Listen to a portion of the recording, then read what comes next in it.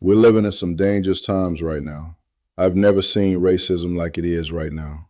I've lived my life coming through some serious racial times in my life growing up in the 60s, and I've experienced all kinds of things and seen all kinds of things. But this administration that we have right now, they are really pushing the buttons in America and around the globe. Conquer and divide is the oldest playbook.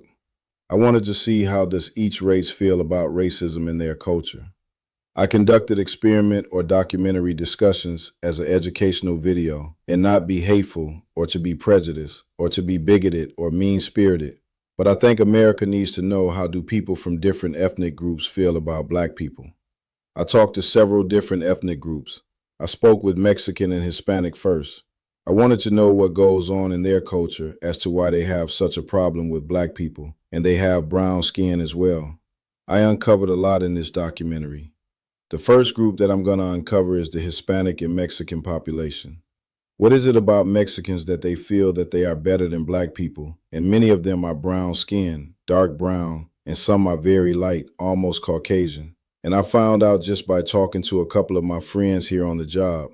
Mexican friends told me a lot, which really opened my eyes to a lot of things. Mexicans with dark skin are discriminated against and looked down upon by their own people. And I said, well, that sounds very silly because Black people do the same thing. They equate themselves to being equal or above white people, and that really blew my mind. And they have been told that Black people are criminals. Black people stink. Black people have dark babies. They don't intermingle. They don't want to have any children with Black women because they don't want their kids to come out dark because they'll be discriminated against amongst their own people. And I just found that so interesting because I never thought that Mexicans said they are a step up above Blacks. You are at the bottom of the barrel. You are the lowest you can go. And that really blew my mind. And I appreciated my brother. I appreciate my brother was just being just. I told him just lay it on the line. Just tell me how it is, man. Just tell me how it is. I said that's no different than red-boned women thinking they're better than dark-skinned women. You'll feel me. Tell me what you hear from family members or distant family members or friends in the community. What do they say about Black people? And he laid it on the line and told me. I have several videos that I'm going to play, and this is an educational tool. And I want you guys to comment in the comments section, and I want you to expound. I want you to expound and really tell me what you think and how can we battle and come against the spirit of racism. I'm going ahead and sit back and I'm let you enjoy. And I want you to talk to me about the videos that you see. Are we not? How you feel about Mexicans whenever they say the word low-key? I think, it's valid. Why do you think that is valid for Mexicans to say? I don't know. We're the same, we're family, bro. You think that we're the same as Black folks? Nah, I think we're better. Whoa, shoot. Why you say we're better? Because we are, bro. Wait, why though? You gotta elaborate a little bit. Just a little bit. Because, bro, we're Mexican, bro. Okay. We're the shit, bro. Are we not? When I say this, we do not move to America because we think it's a better country. We move here because it's a little less worse than our other countries. Because you're stupid to think that we moved to this country for some hot dogs and some baseball. We have better vibes, music, food, culture, history, literally all of the above. We just moved here because we are looking to make more money and offer a better chance for our families. Did you know that the minimum wage, a day, not an hour, a day in Mexico is not even 15 American dollars? Not even 15 American dollars. Right now with $15 in San Diego, I could go maybe buy a matcha and half of a granola bar, honey. If you support ICE, you support people getting destroyed. If you support families getting destroyed, I hope you rot in hell. And I will see you there, babes. She's evil. I hope y'all realizing, because when they're communicating this and when they jump on their phone and they start to have these conversations with y'all, they don't realize that they're actually telling on themselves and they're giving us reason to not support them. And more importantly, I want people to feel ashamed. I want people, Black people that's out there protesting on behalf of women like this, white people that are out there protesting on behalf of women like this, other legal migrants that came over and love this country. They don't care about what we got going on over here. They don't care about our culture. They don't care about what our standards are. They are going to do what they want to do. And one of the reasons is because they truly, even though they come from a third world country, as far as I'm concerned, even though they come from a less than ideal environment, even though they come from a space that is actually horrible when it comes to the cartel and the culture and all of this stuff, they feel like they better than you. They feel like they better than us. They feel like they're better than America. They just look at us as an economic opportunity. They're not looking to contribute. They're not looking to figure out how it is that they can learn the language. They're not looking to adjust. She just, out of her own mouth, told you, listen, we don't really fuck with y'all like that. The only thing that we here for is money.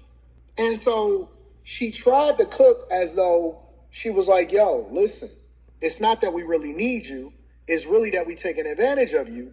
And this is what we really think about your country. And so when y'all out there sympathizing and trying to figure out how you can accommodate these people, you don't know them. You don't know their intentions. You don't know where they come from. You don't know what their true desires are. And so culturally, they don't fuck with us.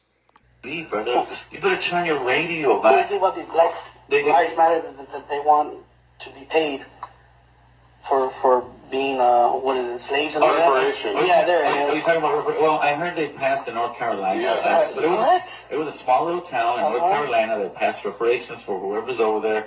I'm sure they'll try to do something out here in California. I think they already actually got a little board going that they're going to start looking into it. So yeah, and that's what we, the Raza, need to step up, protest, and I'm talking major, and turn around and tell them no. Nobody get reparations until the Native Americans and the Mexicans get ours first. Listen, We've been going to this cup a lot longer, so I don't want to hear it. Because it's not fair, dog. How are you going to give a bunch of money to a specific group, dog? This is the United States, a melting pot. How are you going to give it to a specific group? Because right now they've got the white people with so much guilt. It was your parents. Let me get this straight. While we're being guilt tripped into protesting against ICE, they're having private meetings talking about protesting against us getting reparations. He said nobody should get reparations until Native Americans and Mexicans get reparations. That don't even make sense.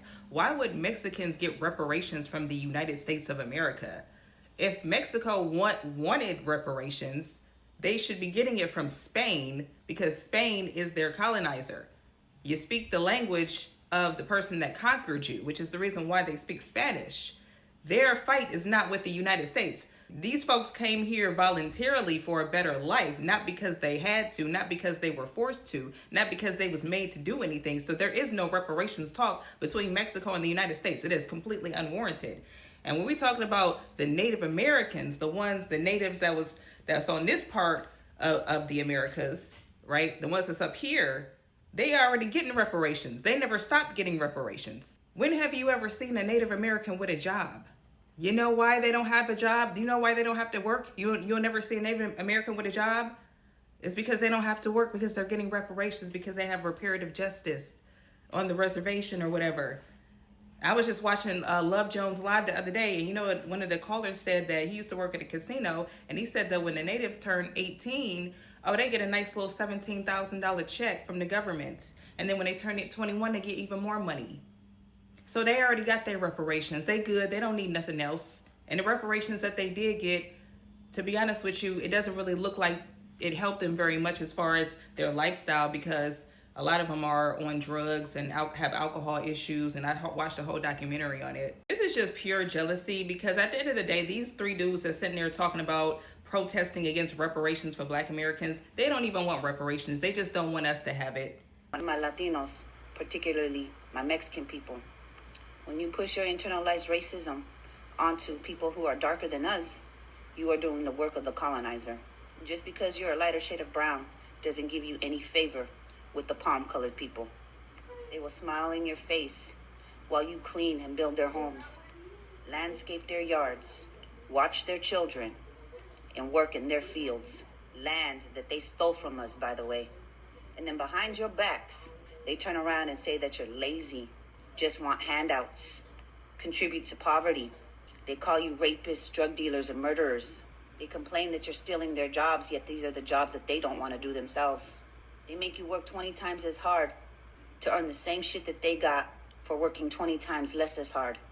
They pay you shitty wages, make you work in subpar working conditions, and don't give you any kind of health benefits.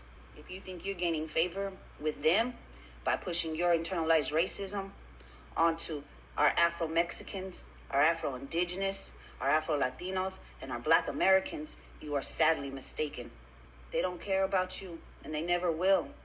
So stop trying to kiss their asses as if they are. They give you just enough so that way you can destroy your own people while they sit in the corner laughing, knowing that you are doing the hard work for them, while they reap all the fucking benefits, and you get very little in return. You are being used and exploited, and they will never see you more than just another brown person. Remember that when you think you're superior to somebody who is darker than you.